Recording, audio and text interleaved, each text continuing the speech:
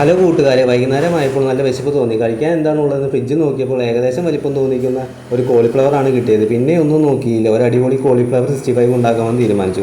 അതിനായി നമ്മൾ കോളിഫ്ലവർ നന്നായി വൃത്തിയാക്കിയ ശേഷം കഷ്ണങ്ങളാക്കി കട്ട് ചെയ്തെടുക്കുന്നുണ്ട്. ശേഷം ഒരു പാത്രത്തിൽ വെള്ളം എടുത്ത് അരിഞ്ഞു വെച്ചിരിക്കുന്ന കോളിഫ്ലവർ വേവിക്കാൻ വെക്കുക.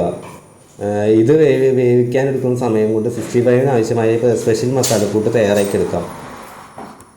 അതിനായി ഒരു പാത്രത്തിൽ 1 ടീസ്പൂൺ ചതച്ച വെളുത്തുള്ളി, 1 ടീസ്പൂൺ ജിഞ്ചർ പേസ്റ്റ്, 1 നുള്ള് പെരിഞ്ജീരകം, 1/2 ടീസ്പൂൺ മല്ലിപ്പൊടി, 2 ടീസ്പൂൺ കാശ്മീരി ചില്ലി, 1/2 ടീസ്പൂൺ നാടൻ കുരുമുളക് പൊടി, 2 teaspoon tomato sauce, 1 teaspoon soya sauce, പകുതി നാരങ്ങാനീര്, ഇവയെല്ലാം നന്നായി മിക്സ് ചെയ്തെടുക്കുക.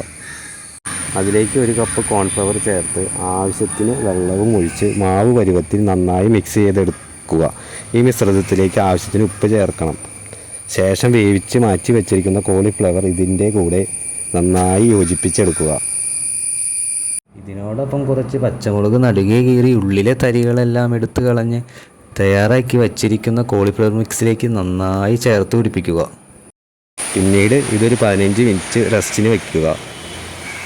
ഇനി നമ്മൾ പാൻ എടുത്ത് അടുപ്പിൽ വെച്ച് നന്നായി ചൂടാക്കിയ ശേഷം അതിലേക്ക് ശുദ്ധമായ വെളിച്ചെണ്ണ ഒഴിച്ച് മാറ്റി വെച്ചിരിക്കുന്ന മിക്സ് എടുത്ത് ഇതിലേക്ക് പതിയെ വച്ചു കൊടുക്കാം. ലോ ഫ്ലെയിമിലാക്കി ഇത് നന്നായി എടുക്കണം. ഇനി നമ്മുടെ ഇഷ്ടത്തിന് ഇത് സെർവ് ചെയ്തെടുക്കാവുന്നതാണ്. വളരെ സ്വാദിഷ്ടമായ ഈ 65 എല്ലാവരും ഒരു തവണയെങ്കിലും വീട്ടിൽ ട്രൈ ചെയ്ത് നോക്കാൻ ശ്രമിക്കുക.